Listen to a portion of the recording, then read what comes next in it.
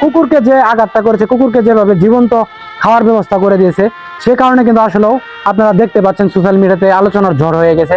তো সবথেকে বড় কথা, ভালোবাসি আপনার জন্য আজ আমি শেরপুর হাসান। তো এই মুহূর্তে আমাকে একটা কন্টেন্ট দেখতে পাচ্ছেন যে সোশ্যাল মিডিয়াতে সবচেয়ে বেশি আলোচনা এবং কি সমালোচনা চলতেছে, সেই মাগুরায় একটা জীবন্ত কুকুরকে কিন্তু আসলে কুমির দিয়ে খাওয়ানো হলো।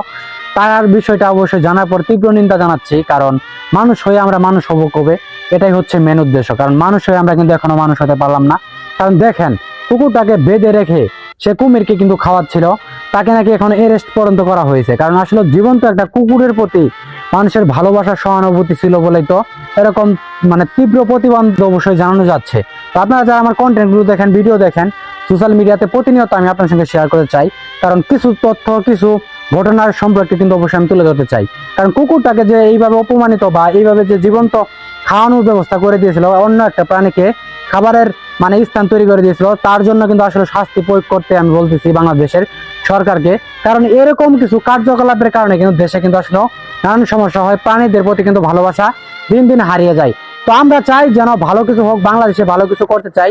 তো যারা আমাদের ভিডিও দেখেন, প্রাণীর প্রতি ভালোবাসা দেখেন, আসলে প্রাণীকে মানুষ ভালোবাসে। দেখেন, কিছুদিন আগে একটা বিড়ালের ঘটনা আপনার সাথে শেয়ার করি। সেই বিড়ালেরকে বাঁচাতে গিয়ে একটা মেয়ের কিন্তু আসলে জীবন চলে গেছে, সেই স্বাদ থেকে কিন্তু তিনি লাভ দিয়েছিলেন। একটা পশুর প্রতি কতটুকু ভালোবাসা থাকলে মানুষ এরকম কাজ করে, সেটা কিন্তু অবশ্যই প্রমাণ পান আপনারা বিভিন্ন জায়গায় যারা ঘোরাফেরা করেন, সোশ্যাল মিডিয়াতে যারা অ্যাক্টিভ থাকেন, তারা কিন্তু বিষয়গুলো দেখেন। তো সবচেয়ে বড় কথা হচ্ছে, এরকম কিছু ঘটনা প্রতিনিয়ত যদি ঘটে থাকে, আমরা এর জন্য অবশ্যই সমাধানের ব্যবস্থা করব এবং আইন দৃষ্টি শক্তি রাখবে। কারণ একটা প্রাণী হলো তো প্রাণী, একটা মানুষ হলে এরকম ঘটনা হলে মানুষ কিন্তু কখনো মেনে নিতে পারতো না। কারণ একটা প্রাণী এরকম ঘটনা হয়েছে বলে কিন্তু আমরা তীব্র প্রতিনিন্দা জানাচ্ছি। তো দেশে প্রতিনিয়ত এরকম ঘটনা ঘটে, কারণ কিছু ঘটনা সোশ্যাল মিডিয়াতে পাওয়া যায়, আবার কিছু ঘটনা কিন্তু আসলেও নীরব থাকে। কিছু মানুষের ক্ষেত্রেও কিন্তু এরকম কাজ হয়, কিছু মানুষকেও কিন্তু এইভাবে হত্যা করা হয়, আপনারা সম্ভবত জানবেন বা দেখছেন। তো সবচেয়ে বড় কথা হচ্ছে, যারা আমাদের প্রতিনিয়ত ভিডিওগুলো দেখেন, কন্টেন্টগুলো দেখেন, আপনাদের সঙ্গে শেয়ার করলাম। আর সবচেয়ে বড় কথা হচ্ছে, একটা প্রাণী, একটা মানুষের যেমন একটা প্রাণী, একটা পশুও কিন্তু একটা প্রাণী।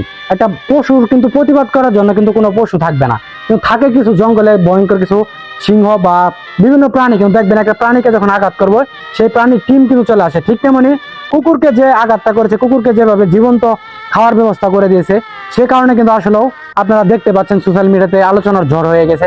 তো সবচেয়ে বড় কথা হচ্ছে, তীব্র প্রতিনিন্দা জানাচ্ছি এরকম কিছু কার্যকলাপের জন্য। বাংলাদেশের আইন যদি সুস্থ থাকে, প্রাণী অধিদপ্তর যেখান থেকে আইন ব্যবস্থা হয়েছে, তারা যেন আসলে কার্যক্রম করতে পারে। তো সেই বিষয়টা দেখে যেন আরো মানুষ শিক্ষা গ্রহণ করতে পারে। তো ভালো থাকবেন, সুস্থ থাকবেন, আপনারা ভিডিওটা শেয়ার করবেন। দেখা হবে নেক্সট নতুন একটা ভিডিওতে। আজকের মতো এখানে বিদায়, আল্লাহ হাফেজ।